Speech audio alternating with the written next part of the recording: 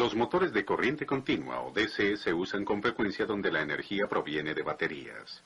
Los motores eléctricos que impulsan equipos móviles, motores de arranque mecánico y motores en herramientas portátiles, por ejemplo, son todos motores DC energizados por baterías.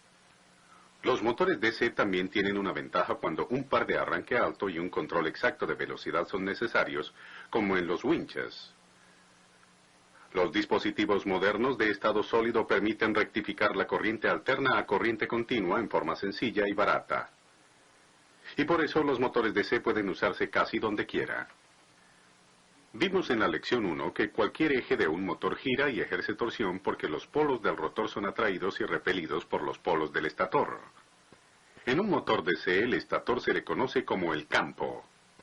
Los polos del campo son producidos por imanes permanentes o más frecuentemente por corriente en las zapatas de los polos. La mayoría de los motores DC también cuentan con interpolos o polos auxiliares que ayudan a mantener las fuerzas magnéticas alineadas. Al rotor en un motor DC se le llama armadura. Sus polos son producidos por corriente en los devanados, los cuales están instalados en ranuras en el núcleo de la armadura. El conmutador es parte del montaje de la armadura. Consiste de barras de cobre, por lo general aisladas unas de otras por delgadas tiras de mica. Los devanados de la armadura se conectan unos a otros en las barras del conmutador. Las escobillas montadas en el conmutador conducen la corriente a los devanados de la armadura. Una escobilla es en realidad un bloque sólido de carbón sostenido por una portaescobilla y un resorte que la presiona en contacto firme al conmutador. Por lo general hay un conductor de alambre flexible conectado a la escobilla para hacerle llegar corriente. En algunos motores DC pequeños el resorte mismo actúa como el conductor. La sencilla demostración que vimos en la lección 1 tenía un magneto como armadura y un juego de polos de armadura. A medida que giraba la armadura, sus polos eran invertidos cada media vuelta. Un motor real tiene muchos devanados de armadura, cada uno de los cuales produce su propio juego de polos. Los devanados son atados en grupos para que los polos semejantes se combinen y produzcan tantos polos de armadura como polos del campo. Aunque la armadura gira, los polos de la armadura permanecen casi fijos en la mejor posición para producir la máxima torsión. Veamos cómo esto sucede en un motor simple de 2 polos con solo 6 devanados de armadura. Con la armadura en esta posición, la corriente fluye en la escobilla superior. Se divide entre las bobinas a cada lado de la armadura y sale por la escobilla inferior. Produce polos en los devanados de esta forma. A cada lado de la armadura, los polos individuales se combinan. Y las bobinas trabajan juntas como un gran electroimán con un polo norte y un polo sur. La parte superior de la armadura entonces se convierte en el polo norte de la armadura y la parte inferior el polo sur. Ahora fíjense lo que le sucede a una bobina individual cuando las barras de su conmutador pasan por debajo de una escobilla y sus polos se cambian. En esta posición la corriente fluye en esta dirección a través de la bobina 6. Y su polo norte está aquí, en este extremo de la bobina. A medida que gira la armadura, el polo norte de la armadura gira con ella, hasta que la escobilla contacta el siguiente segmento del conmutador, poniendo en corto a la bobina 6 para que no le fluya corriente. El polo norte de la armadura brinca hacia atrás porque la corriente llegando a la escobilla superior ahora se divide entre las bobinas 1 y 5. El polo de la armadura gira con la armadura hasta que la siguiente barra del conmutador se desliza más allá de la escobilla. La corriente ahora fluye de nuevo en la bobina 6, pero en lugar de fluir en esta dirección como lo hizo en el otro lado de la escobilla, ahora circula en esta dirección. Su polo norte está ahora al otro extremo de la bobina y contribuye al polo norte de la armadura, tal como lo hizo la bobina 1. Debido a la acción cambiante del conmutador, los polos de la armadura siguen yendo hacia adelante y retrocediendo cuando cada bobina es primero puesta en corto y luego la corriente es enviada a través de ella en dirección opuesta. Ya que los pasos son de hecho bastante pequeños, los polos de la armadura permanecen prácticamente estacionarios entre los polos del campo. De esta manera, el par motor es uniforme y continuo. Básicamente así es como trabajan los motores de corriente continua. Existen 4 tipos principales de motores DC: en serie, en derivación, de excitación compuesta y de imán permanente. Sus características de operación, cuánta torsión y caballos de fuerza producen a diferentes velocidades y cuánta corriente consumen, los hacen apropiados para diferentes tipos de aplicaciones.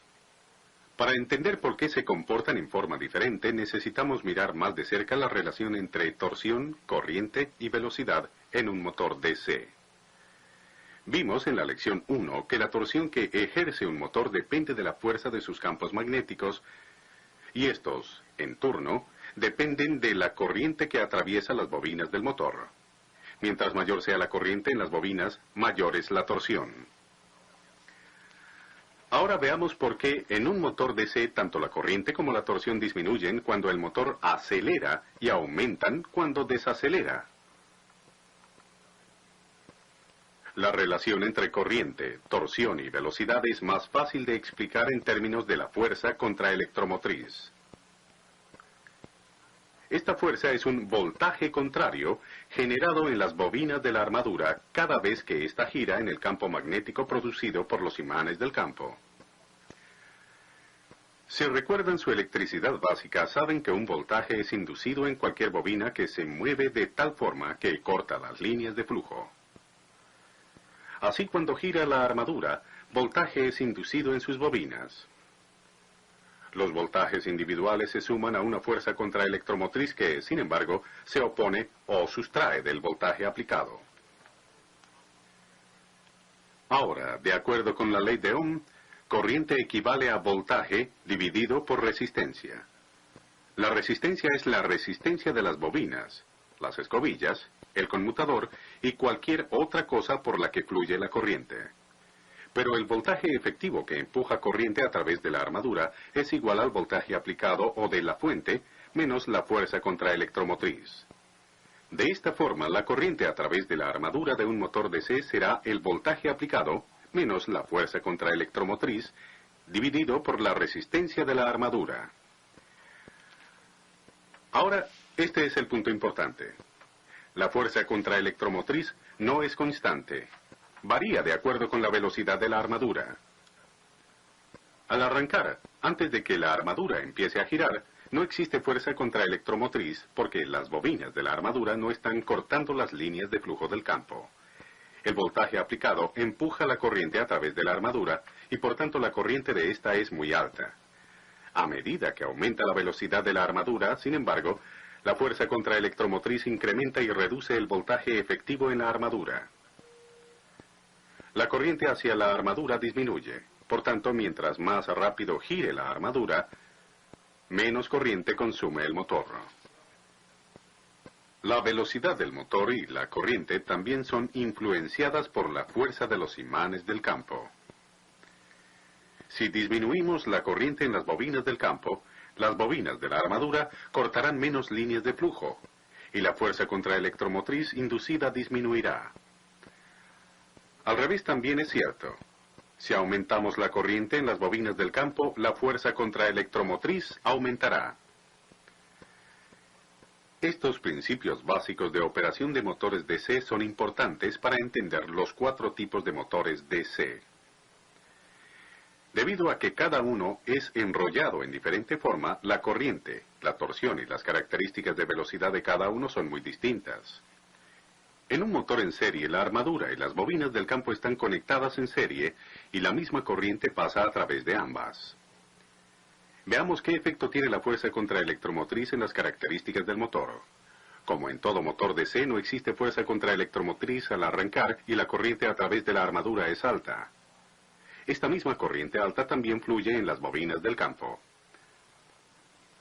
Cuando la armadura empieza a girar, la fuerza contraelectromotriz aumenta y reduce la corriente en la armadura.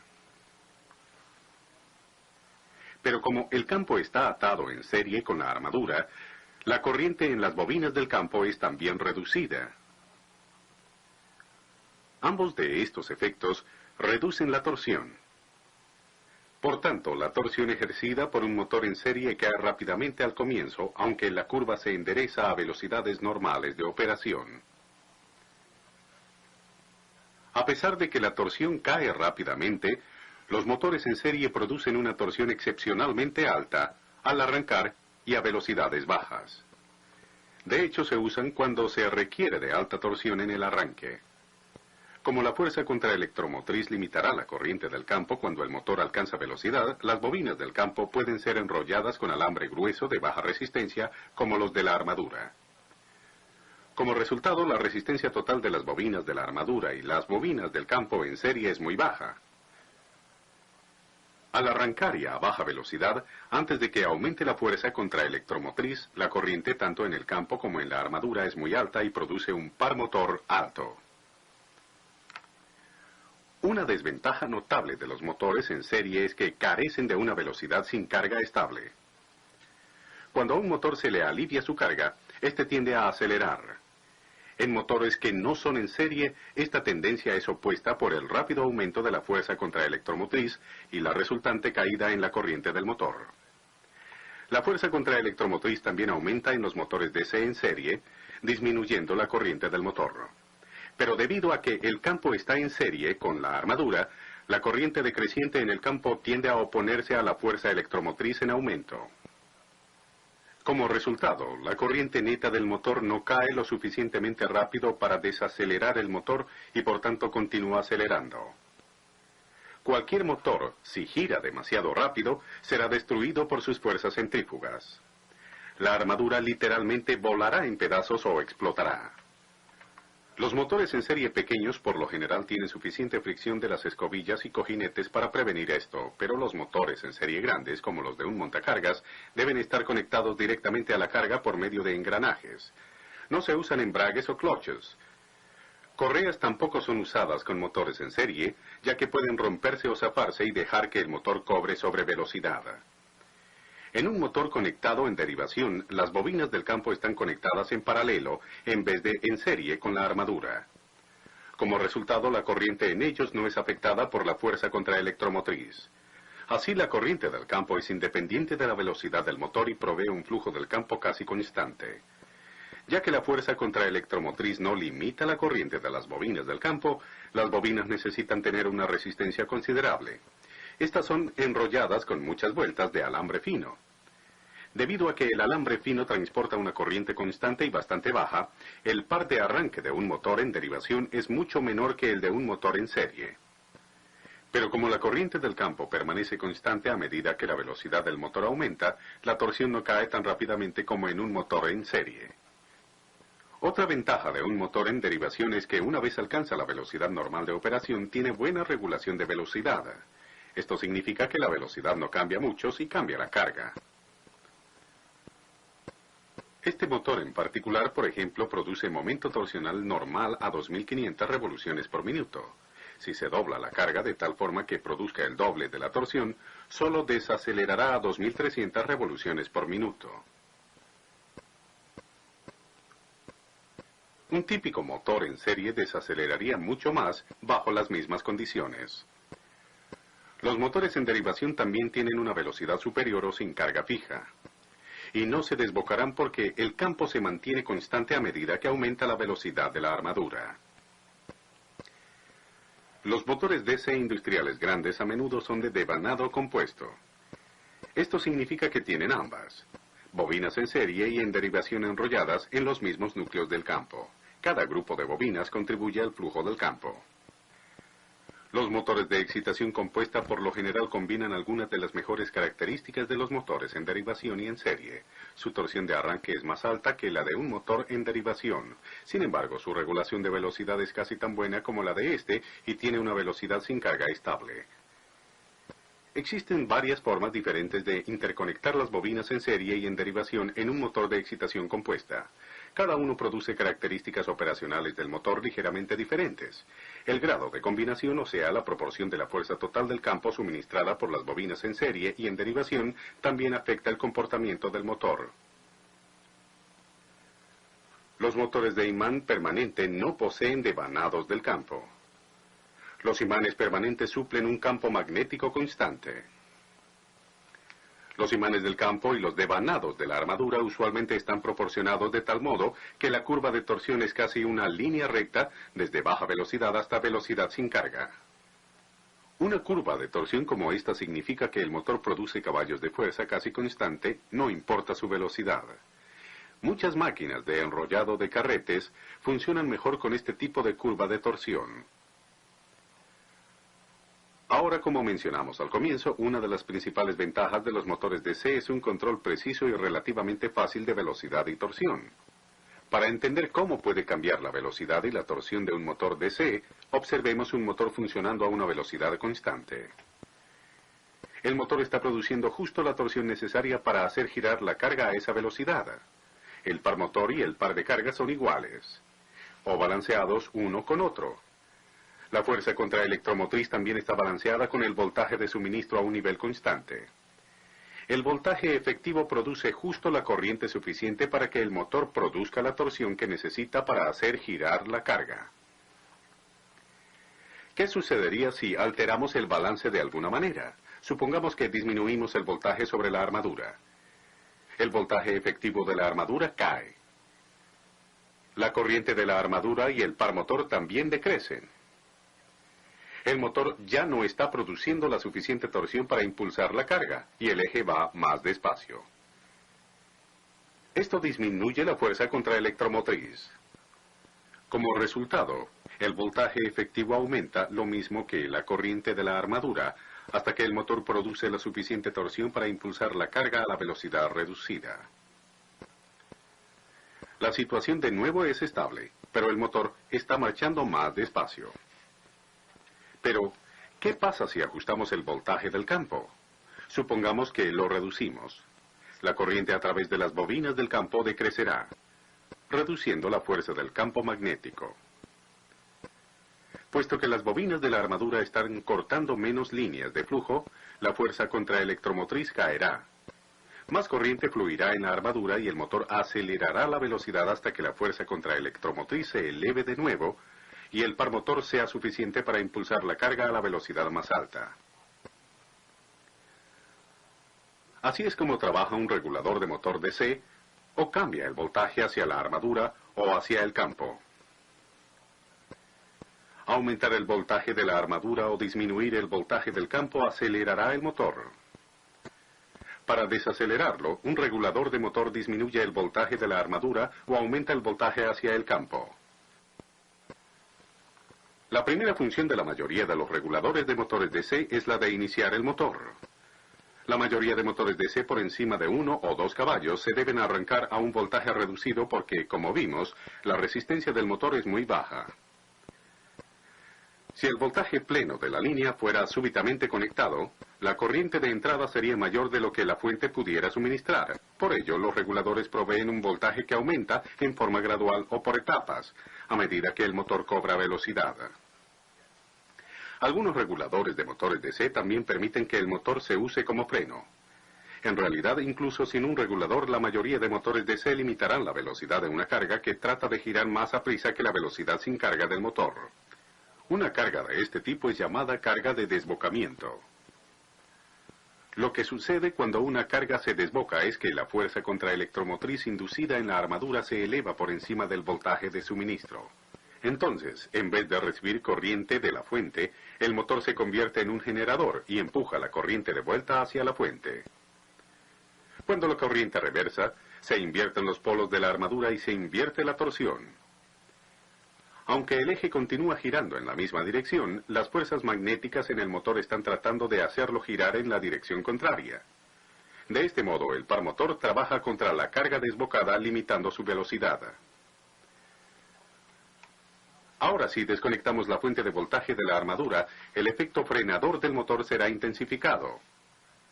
La fuerza contraelectromotriz ya no se está oponiendo, así que la corriente invertida en la armadura aumenta y la torsión de frenado se hace mucho más fuerte. Para que esto suceda, la corriente debe tener un circuito completo a través de las bobinas de la armadura.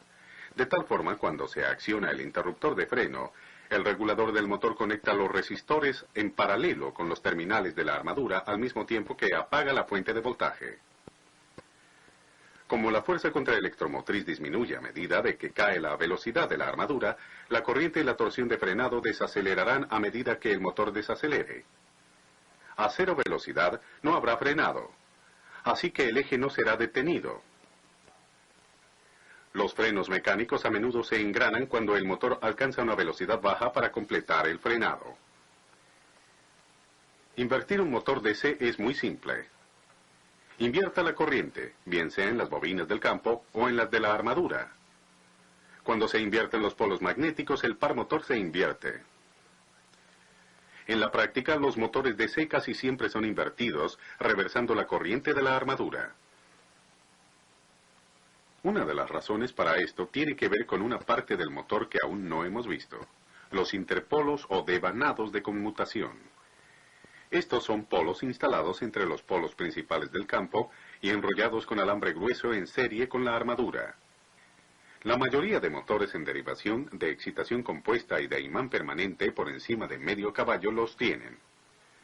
Su propósito es el de evitar que las escobillas chispeen bajo diferentes condiciones de carga. Pero los interpolos solo pueden hacer esto si su polaridad es correcta con relación a la dirección en que gira el motor. Cuando cambia la dirección del motor, su polaridad debe también cambiar.